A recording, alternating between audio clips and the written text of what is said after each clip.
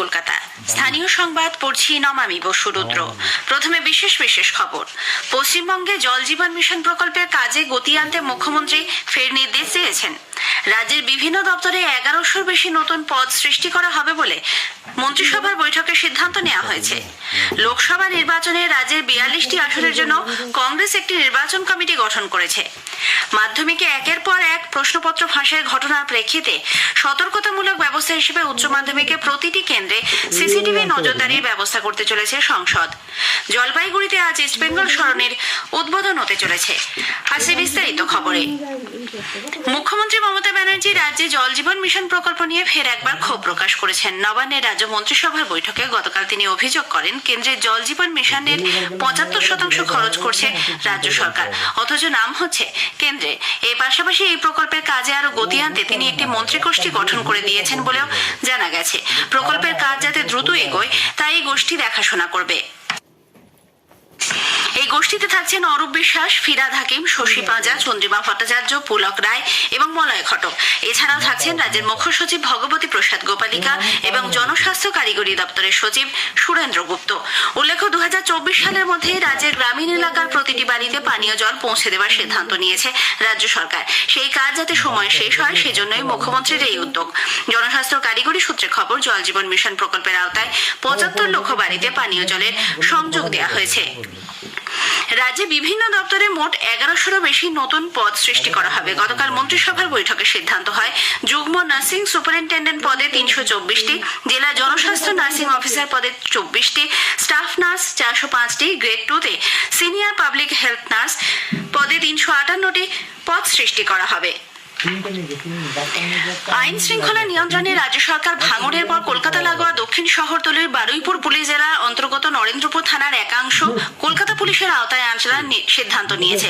নবান্নের রাজ্য মন্ত্রিসভার বৈঠকে এই সিদ্ধান্ত হয়। নবান্ন সূত্রে জানা গেছে, নরেন্দ্রপুরের খেয়াদহ 1 ও 2 নম্বর গ্রাম পঞ্চায়েত নিয়ে খেয়াদহ ও আটঘরা নামে 2টি থানা তৈরি করা হবে, যেগুলি কলকাতা পুলিশের আওতায় আনা হবে। এজন্য কলকাতা পুলিশে 314টি নতুন পদ তৈরি করা হয়েছে।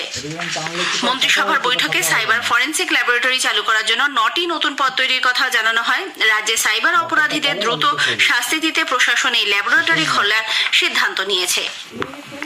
রাজ্য বাজেটের জন্য মুখ্যমন্ত্রী মমতা ব্যানার্জি তাঁর দিল্লি সফর বাতিল করেছেন।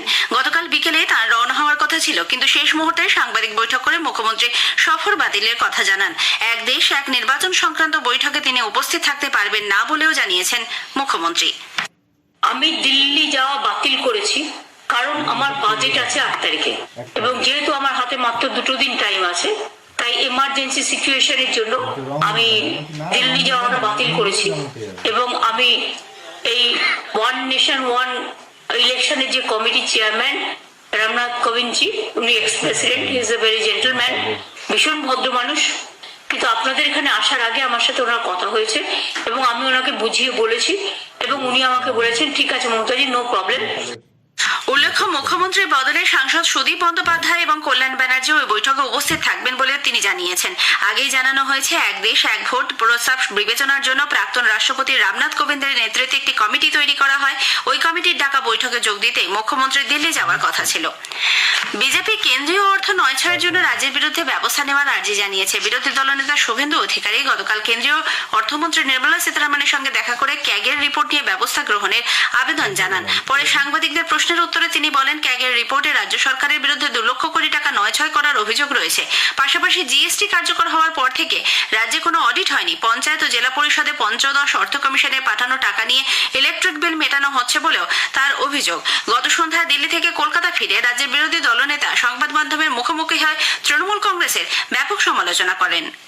এটা দলই নয়, এটা একটা company, private limited company. Trinamool দল কে বলেছে? আমি তো 21 বছর এই পার্টিকে ছিলাম, মন্ত্রী ছিলাম। ওটা একটা প্রাইভেট লিমিটেড কোম্পানি, 2 জন মিলে চালায়, পিসিআর ভাই। লোকসভা নির্বাচনকে সামনে রেখে কংগ্রেস রাজ্যের 42টি আসনের জন্য পশ্চিমবঙ্গ প্রদেশ কংগ্রেস নির্বাচন কমিটি গঠন করেছে। দলের সভাপতি মল্লিকার্জুন খার্গে সম্মতিক্রমে প্রদেশ কংগ্রেসের এই নির্বাচন কমিটি গঠন করা হয়েছে। এতে রয়েছেন প্রদেশ কংগ্রেস সভাপতি তথা সাংসদ অধীর রঞ্জন চৌধুরী, প্রবীণ কংগ্রেস নেতা প্রদীপ ভট্টাচার্য, দীপা দাস মুন্সি, আবু হাসিম খান চৌধুরী, নেপাল মাহাতো, শঙ্কর মালাকার, সৌম্য আইচ রায়, অসিত মিত্র, নিলয় প্রামাণিক, মোহাম্মদ মোক্তার, কৃষ্ণা দেবনাথ সহ 24 জন কংগ্রেস নেতা। পদাধিকার বলে এই কমিটিতে 4 শাখা সংগঠন, ছাত্র পরিষদ, যুব কংগ্রেস, মহিলা কংগ্রেস এবং সেবা দলের রাজ্য সভাপতিরাও রয়েছেন। সব মিলিয়ে 28 জনের প্রদেশ কংগ্রেস নির্বাচনী কমিটি গঠন করা হলো। নির্বাচন সংক্রান্ত যে কোনো কাজে শিশুদের ব্যবহার না করার বিষয়ে কড়া নির্দেশ দিয়েছে নির্বাচন কমিশন। পোস্টার, নির্বাচনী সমাবেশ, র্যালি, প্রচারপত্র সহ নির্বাচন সংক্রান্ত বিভিন্ন কর্মসূচিতে রাজনৈতিক দলগুলিকে শিশুদের যুক্ত না করার নির্দেশ দেওয়া হয়েছে। এই নির্দেশ অমান্য করলে সেই রাজনৈতিক দলের বিরুদ্ধে 2016 সালে শিশু শ্রমিক বিরোধী আইন অনুযায়ী পদক্ষেপ করবে জাতীয় নির্বাচন কমিশন। ভোটের প্রচার অভিযান চলাকালীন রাজনৈতিক নেতা ও প্রার্থীদের শিশুদের কোলে নেওয়া, গাড়িতে করে তাদের ঘোরানো ইত্যাদি বিভিন্ন কাজ থেকে বিরত থাকতে বলা হয়েছে। অবশ্য প্রচারে অংশ না নেওয়া কোনো রাজনৈতিক নেতার সঙ্গে যদি কোনো শিশু তার পিতামাতাকে নিয়ে থাকে, সেক্ষেত্রে এই নির্দেশিকা অমান্য হয়েছে বলে গণ্য করা হবে না। স্থানীয় সংবাদ শুনছেন আকাশবাণী কলকাতা কেন্দ্র থেকে। মাধ্যমিকে একের পর এক প্রশ্ন ফাঁসের ঘটনা ঘটতে থাকায় সতর্কতামূলক ব্যবস্থা হিসেবে উচ্চ মাধ্যমিকের প্রতিটি কেন্দ্রে সিসিটিভি নজরদারির ব্যবস্থা করতে চলেছে সংসদ। সভাপতি চিরঞ্জীব ভট্টাচার্য গতকাল এক বিবৃতিতে জানিয়েছেন, পরীক্ষা কেন্দ্রের প্রবেশ পথে এবং ভেন্যু সুপারভাইজারের গোপন কক্ষে অতি অবশ্যই সিসিটিভি নজরদারির ব্যবস্থা থাকতে হবে। ক্যামেরাবন্দি সমস্ত ফুটেজ আগামী 28 মার্চ পর্যন্ত সংরক্ষিত করার কথাও বলা হয়েছে, যাতে প্রয়োজনে তার সময় মতো পেশ করা যায়। এদিকে গতকালও মাধ্যমিক পরীক্ষায় প্রশ্নপত্র ফাঁসের অভিযোগ ওঠে। অভিযোগের তীর ফের মালদা জেলার দিকেই। পশ্চিমবঙ্গ মধ্যশিক্ষা পর্ষদ সূত্রে জানা গেছে, ইতিহাসের প্রশ্নপত্রে কিউআর কোড ঝাপসা করে ছবি তুলে তা সমাজ মাধ্যমে ছড়িয়ে দিয়েছিল ওই 3 পরীক্ষার্থী। 3 জন পরীক্ষার্থী পরীক্ষা বাতিল করা হয়েছে। এ নিয়ে মাধ্যমিক শুরুর পর থেকে এ পর্যন্ত মোট 17 জনের পরীক্ষা বাতিল হলো। গতকাল মধ্যশিক্ষা পর্ষদের সভাপতি রামানুজ গঙ্গোপাধ্যায় বেশ কয়েকটি পরীক্ষা কেন্দ্র ঘুরে দেখেন। মালদার বেসরকারি হোটেলে এক সাংবাদিক সম্মেলনে তিনি অভিযোগ করেন, গোটা ব্যবস্থাকে কালিমা লিপ্ত করতেই এ ধরনের ঘটনা বারবার ঘটছে। যে চক্রগুলো চেষ্টা করছে মেলাইন করতে, কারণ না হলে পরীক্ষায় প্রশ্ন বিতরণ হওয়ার পরে প্রশ্ন কেউ আলোচনা করে করুক বা না করুক, প্রশ্ন বাইরে আসছে এবং সেটাকে বলা হচ্ছে লিক বা ফাঁস। এই শব্দগুলো অত্যন্ত রূঢ় শব্দ। এটা শুধুমাত্র দৃষ্টি ঘুরিয়ে দেওয়ার জন্য কিছু অসাধু ব্যক্তি বাইরে বের করে নির্দিষ্টভাবে, আমার কাছে যেটা বোধ হয়েছে, নজর ঘুরিয়ে দিয়ে যারা এই অসাধু কাজে লিপ্ত তারা যাতে তাদের মতো করে কাজ করে বেরিয়ে যেতে পারে। নিয়োগ দুর্নীতি কাণ্ডে অন্যতম অভিযুক্ত সুজয় কৃষ্ণ ভদ্রের শারীরিকভাবে সুস্থ নয় বলে এসএসকেএম হাসপাতাল কর্তৃপক্ষ রিপোর্ট দিয়েছে। কলকাতা হাইকোর্টের বিচারপতি তীর্থঙ্কর ঘোষের এজলাসে গতকাল এই রিপোর্ট জমা দেয় হাসপাতাল কর্তৃপক্ষ। উল্লেখ্য, গত 8ই ডিসেম্বর থেকে আইসিইউতে ভর্তি সুজয় কৃষ্ণ। ইডি আদালতে জানিয়েছে, তারা বিশেষজ্ঞ ডাক্তার দিয়ে এই রিপোর্ট পরীক্ষা করে দেখবে। আগামী 7 তারিখ মামলার পরবর্তী শুনানি। সুরেশ আগরওয়াল ঝালদা পৌরসভার প্রধান হিসেবে শপথ নিয়েছেন। ঝালদা মহকুমার শাসক রাখি বিশ্বাস গতকাল তাকে শপথ বাক্য পাঠ করান। দায়িত্বভার গ্রহণের পর শ্রী আগরওয়াল ঝালদার মূল সমস্যাগুলি সমাধানের কথা বলেন।